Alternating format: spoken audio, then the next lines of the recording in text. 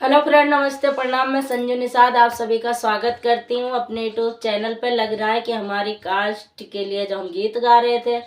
अब चौथी बार गा रहे हैं। सुधर गया, बाबा की मर्जी होगी तो सुधर जाएगा, नहीं फिर देखी जाएगी। अब की बार तुम गाओ। किया के तलवा मारो रैया रे मचारिया यार, किया के तलवा तलबे जवा हो नायना तो, किया के तलवा तलबे जवा हो नायना तो,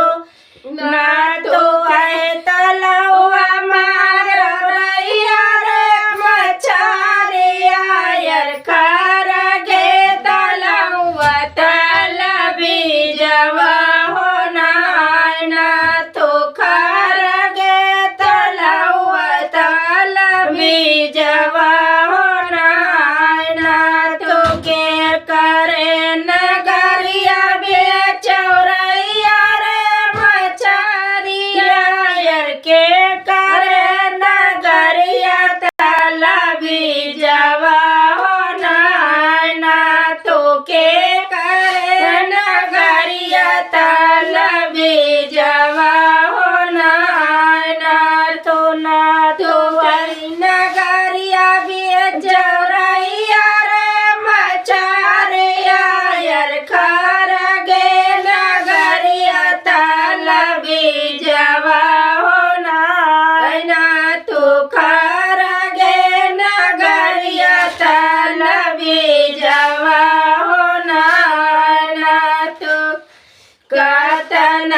पसिया रे बेचौरैया रे मचारिया यार, कतने पसिया रे तलबे जवा हो नायना तो, कतने पसिया रे तलबे जवा हो नायना तो, टकवा पसिया रे बेचौरैया रे मचारिया यार, टकवा पसिया रे तलबे जवा हो नायना तो, टकवा पसिया रे तलबे जवा हो नायना तो, के करे नगरिया पायो संवर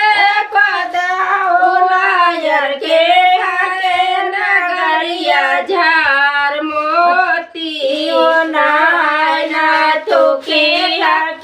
नगरिया पायो संवर कदाउला यार, के नगरिया झार मोतिया हो नायना तो, किया नगरिया झार मोतिया हो नायना तो, ना तो के नगरिया पाया संवर कदाउला यार, कर गे नगरिया झार मोतिया हो नायना।